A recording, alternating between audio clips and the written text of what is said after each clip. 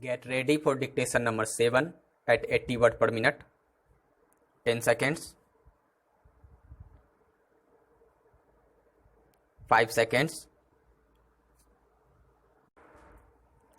Now, I would like to say that with this measure we are now adopting, to my mind, it will not be possible to have this system or any other system functioning effectively. The number of clauses that we have included are so restrictive and rigid that it will not be possible for any system to function in this country. If at all it is able to function, it will be able to function with a lot of difficulties. It will be said afterwards that the industrial sector, particularly the private sector, has not been able to deliver the goods.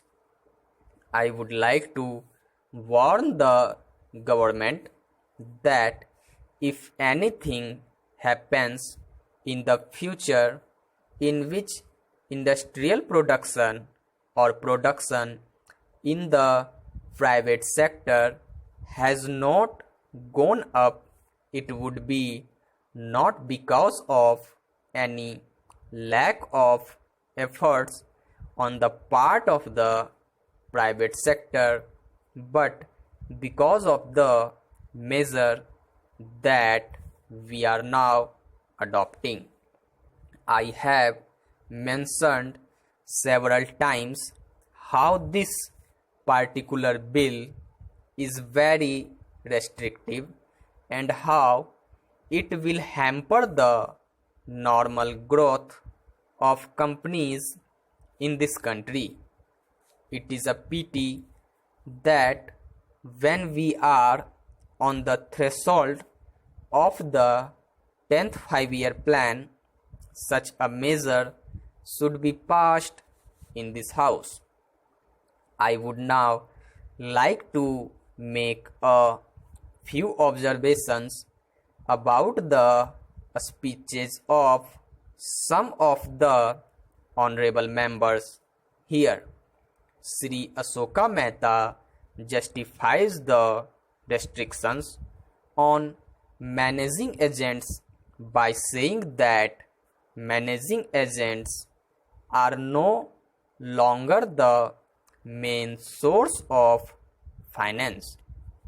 He also argues that profits have been high and will continue to remain high, and therefore he would like to see the managing agents being paid on a sliding scale. He is in the habit of referring to a number of books and making quotations from a number of them published in America or in other countries, and particularly by some of the professors. I would also like to mention to him that even when companies are floated, it requires a certain amount of confidence amongst the investing public, particular company, that this confidence is created in the investing public. Even there, as the Honorable Finance Minister has said, there is a sort of overall tight control.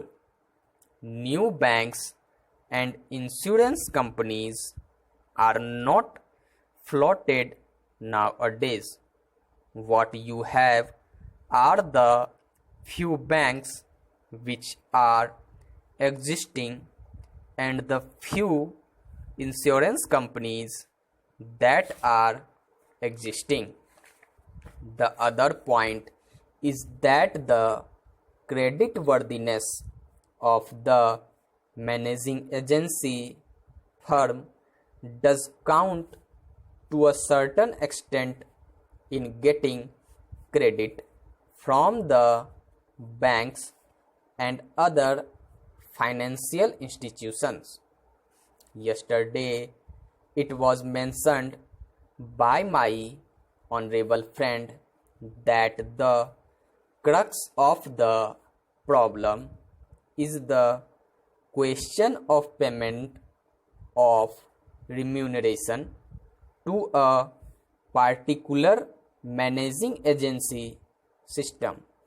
He said that in this bill, a definite encouragement has been given to the alternative type of management, namely the managing director or the manager, where an individual has been permitted to take 5%, while in the case of the managing agency, it has been permitted to take about 10%.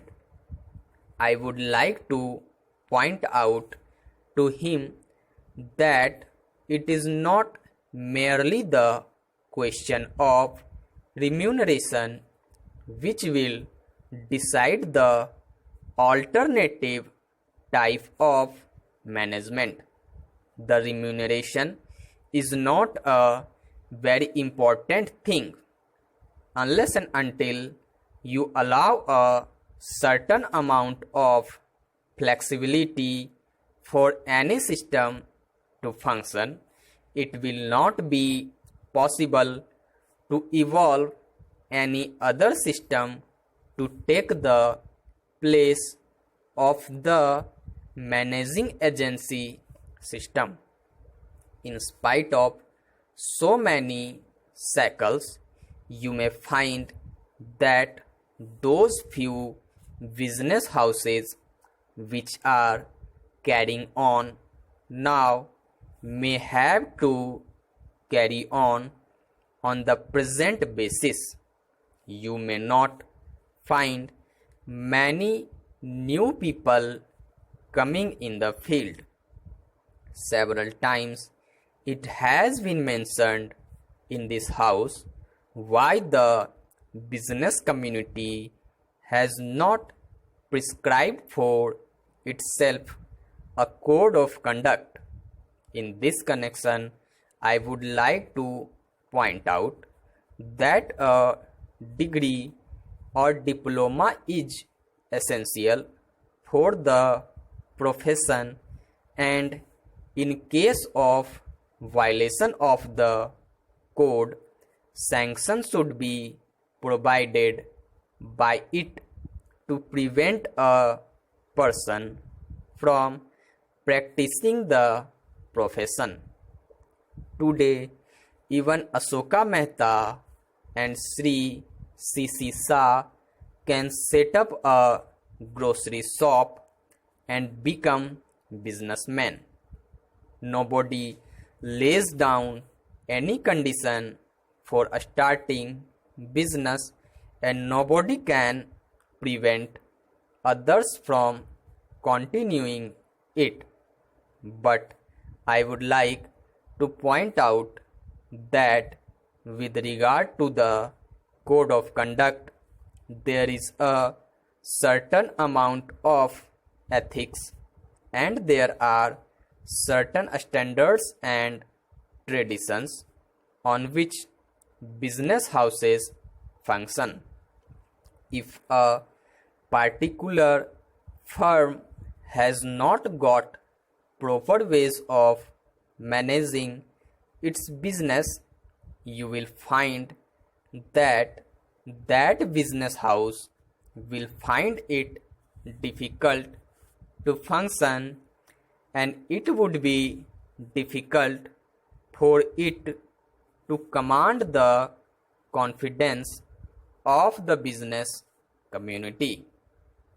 It would not be possible for it to function as effectively as a firm which has proper ways of managing its business that is sufficient as a code of conduct. It is not possible to prescribe a certain code of conduct in the manner it has been done for the profession in general.